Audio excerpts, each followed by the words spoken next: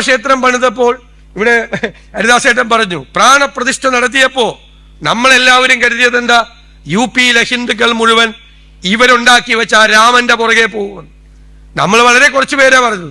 ഞാനൊന്ന് സോഷ്യൽ മീഡിയയിൽ ഒരു കമന്റ് ചെയ്തു, ഹരിദാസേട്ടൻ പറഞ്ഞതുപോലെ എന്റെ രാമൻ ഇപ്പോൾ അയോധ്യയിലല്ല നിൽക്കുന്നത്, ഹേ റാം എന്ന് പറഞ്ഞ് മഹാത്മാഗാന്ധി മരിച്ചു വീണ ബിർള മന്ദിരത്തിന്റെ വാതിൽക്കലാണ് എന്റെ രാമൻ നിൽക്കുന്നതെന്ന് പറഞ്ഞു. UP-യിലെ ജനങ്ങളും പറഞ്ഞത് അതാണ്. നമ്മൾ രാഷ്ട്രീയ നേതാക്കളാണ്, നമ്മൾ രാഷ്ട്രീയ പ്രവർത്തകരാണ്, നമുക്കത് പറയാൻ പറ്റും, നമുക്കത് മനസ്സിലാക്കാൻ പറ്റും. പക്ഷെ ആ പാവങ്ങളെ മതപരമായ കാര്യങ്ങൾ പറഞ്ഞ് ദൈവത്തിന്റെ പേര് പറഞ്ഞ് കബളിപ്പിക്കാൻ ശ്രമിച്ചപ്പോൾ അവരും ഇന്ത്യയിൽ പറഞ്ഞ മറുപടിയാണ്, ഇത് ഞങ്ങളുടെ രാമനല്ല, ഇത് നിങ്ങളുടെ രാഷ്ട്രീയ രാമനാണ്.